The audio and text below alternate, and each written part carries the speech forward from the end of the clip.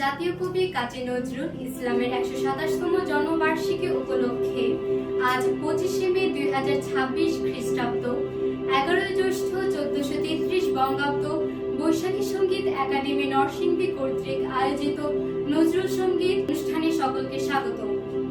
এবারে সঙ্গীত পরিবেশন করবে অরিত্রী বিহঙ্গ। তুমি কোন গানটি পরিবেশন করতে যাচ্ছ?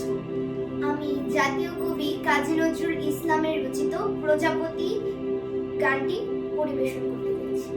গানটি কাহারবা তালে রচিত। প্রজাপতি